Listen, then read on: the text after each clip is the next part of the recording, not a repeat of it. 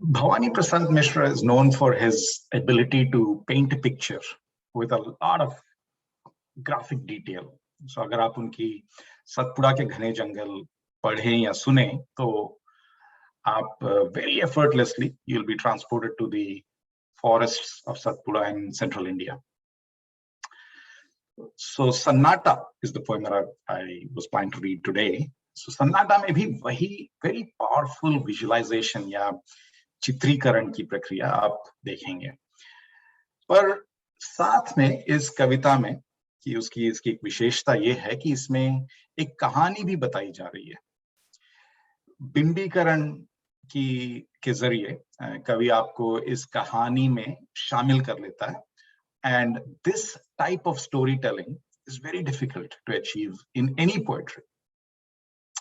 Now, this poem also has another unique creative hook, and it is that it is a narration. It's a narration, and the narrator, the sutradhar, as we say in Hindi, is Sannata.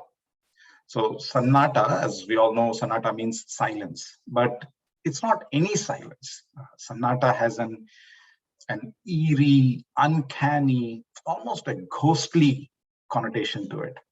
So that Sannata is the narrator of this poem. Now, I'm sure all of us have read this poem or heard this poem. I had heard this many times, but then about a year back, a friend of mine shared it once again with me. And ever since, it has been in my head. And this is my attempt to get it out. So आइए सुनते हैं सन्नाटा।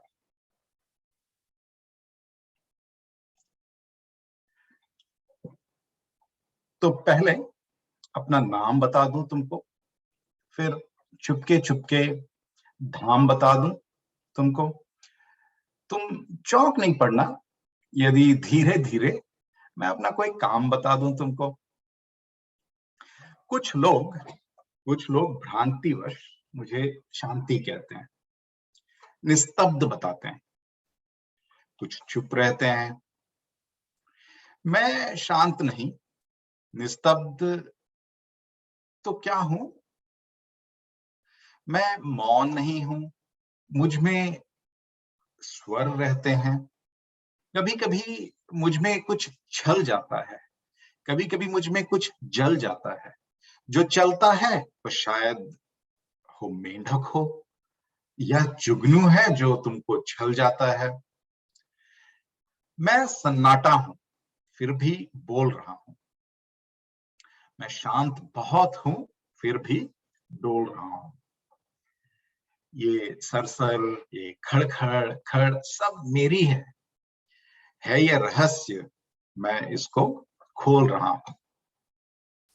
मैं सूने में रहता हूं, ऐसा सूना जहां घास उगता रहता है ऊना ऊना, और झाड़ कुछ इमली के, पीपल के, अंधकार जिनसे होता है दूना। तुम देख रहे हो मुझको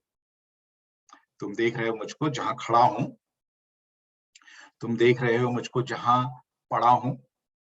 मैं ऐसे ही खंडहर में चुनता फिरता हूं, मैं ऐसे ही जगहों में पला बड़ा हूं।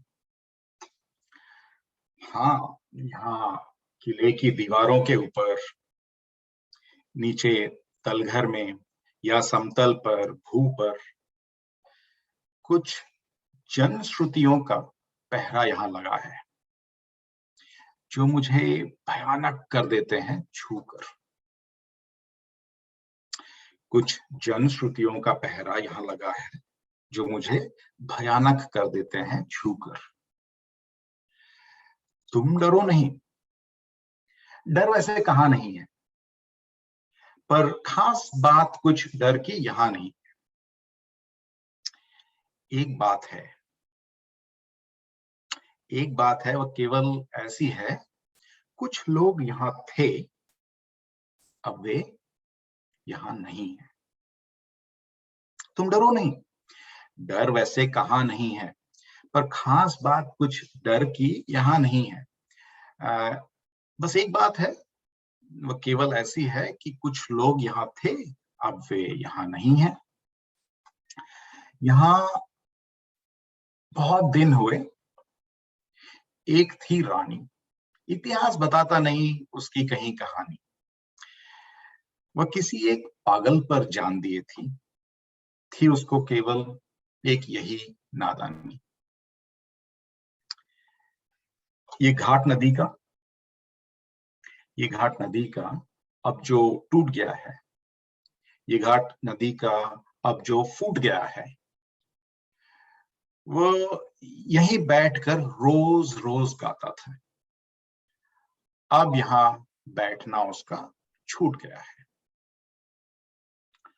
शाम हुए, रानी खिड़की पर आती थी पागल के गीतों को वह दोहराती। तब पागल आता और बजाता बंसी, रानी उसकी बंसी पर छुप कर गाती। किसी एक दिन राजा ने यह देखा, खिंच गई हृदय पर उसके दुख की रेखा। वो भरा क्रोध में आया और रानी से उसने मांगा इन सब साँझों का लेखा। रानी बोली, पागल को जरा बुला दो, मैं पागल हूं, राजा तुम मुझे भुला दो। मैं बहुत दिनों से जाग रही हूं राजा, बंसी बजवा कर मुझको जरा सुला दो। मैं बहुत दिनों से जाग रही हूं राजा, बंसी बजवा कर मुझको जरा सुला दो। और राजा था, कोई खेल नहीं था, ऐसे जवाब से उसका मेल नहीं था। रानी ऐसे बोली थी रानी ऐसे बोली थी जैसे उसके इस बड़े किले में कोई जेल नहीं था। तुम जहां खड़े हो तुम जहां खड़े हो यहीं कभी सूली थी, रानी की कोमल देह यहीं झूली थी। हाँ, पागल की भी यहीं रानी की। तुम जहां खड़े हो यहीं कभी सूली थी, रानी की कोमल देह यहीं झूली थी। हाँ, पागल की भी यहीं और यहीं रानी की। राजा हंस कर बोला, रानी तू भूली थी। किंतु नहीं राजा के फिर सुख जाना किंतु नहीं राजा ने फिर सुख जाना। हर जगह गूंजता था पागल का गाना। बीच बीच में राजा तुम भूले थे, रानी का हंस कर सुन पड़ता था ताना। तब और समय बीते, राजा भी बीते, रह गए किले के कमरे रीते रीते। तब मैं आया, कुछ मेरे साथी आए, अब हम सब मिलकर करते हैं मनचीते। पर कभी कभी जब पागल आ जाता है, लाता है रानी को या गा जाता है, तब मेरे उल्लू, सांप और गिरगिट पर अनजान एक सत्ता सा छा जाता है। अनजान एक सत्ता सा छा जाता है। धन्यवाद।